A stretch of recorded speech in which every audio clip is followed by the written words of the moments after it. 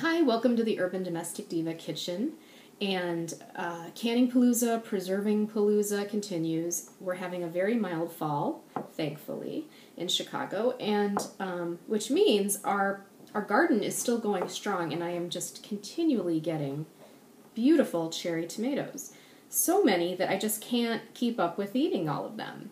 But it would be a shame to waste these pretties, wouldn't it? Look at how pretty they are. Lots of heirlooms. We've got these pretty golden ones. So what we're going to do today is we're going to dry them.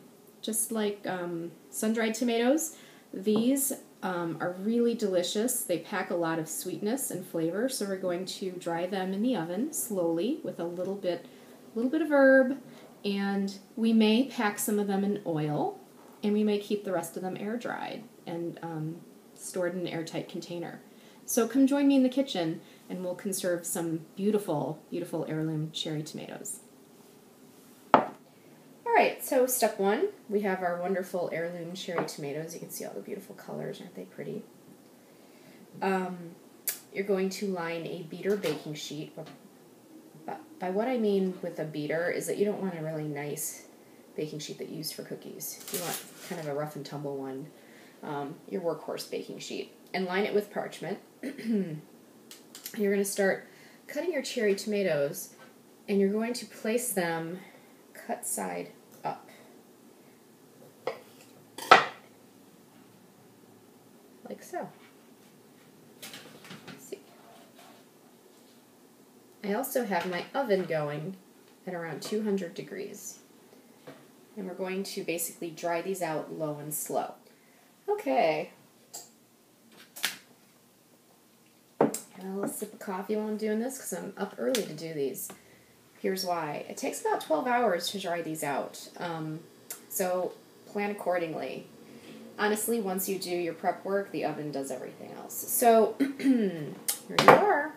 Oops, look how pretty these are. So all set to go, but before I put them in the oven, this is the point in time where you can have some fun with this. I'm going to keep herbs and spices kind of basic. But you could have some fun with how you want to, what flavor profiles you want to play with these, or split them up in batches. If you've got a truffle salt, maybe do a batch of, get a little truffle flavor in some of these. In this batch, I'm going to drizzle a little bit of really good balsamic vinegar, and I'm just going to delicately drizzle. Okay, next, I'm going to use a really nice sea salt and sprinkle. Well, that's my oven. It's heating it up for 200. This is a nice fleur de sel. So sprinkle evenly over your tomatoes. Right on top of the balsamic. A little ground pepper.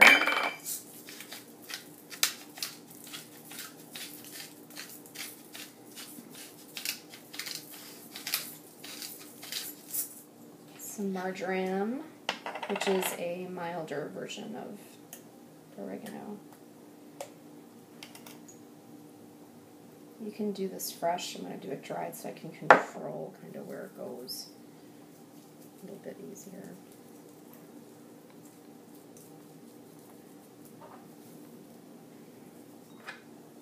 And then some basil.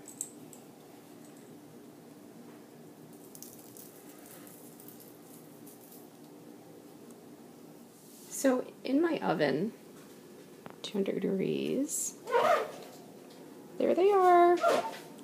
Here's the thing. If you shut it, you have to keep an eye on them because they may cook. You want them to dry. So I'm going to use a towel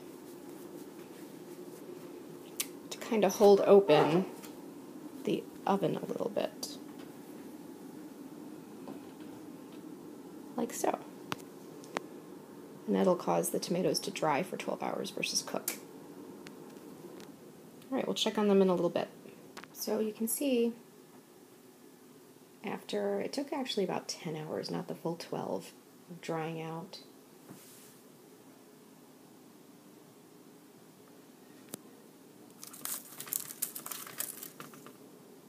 And then I let them sit overnight just to kind of finish out any drying, if there's any balsamic vinegar.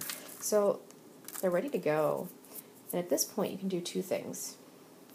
One, you can just pack them up in an airtight jar, which I have ready.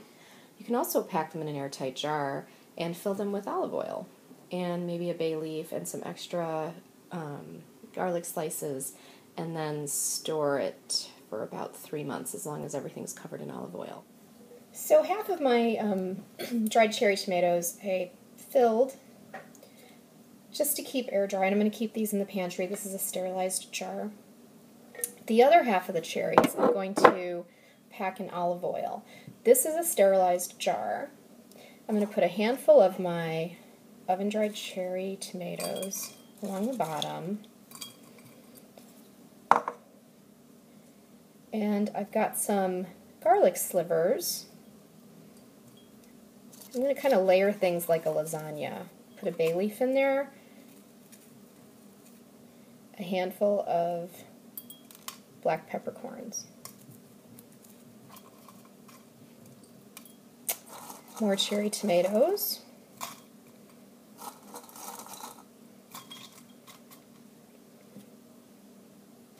more slivers of garlic.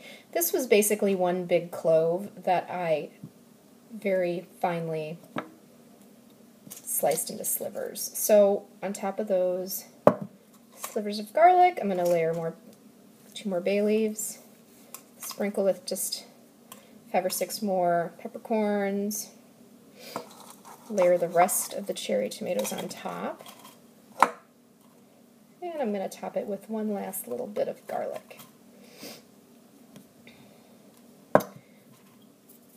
And then I've got extra virgin olive oil that I'm going to fill to the top.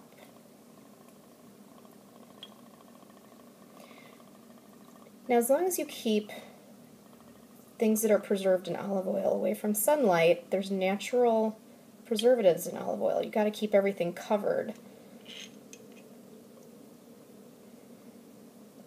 I'm going to let this sit on the counter for a week to let the flavors bloom.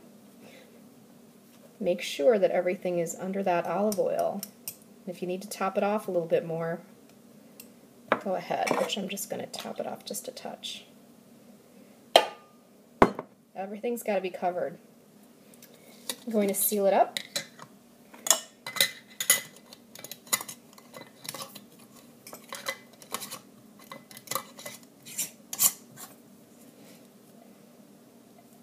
Look how pretty.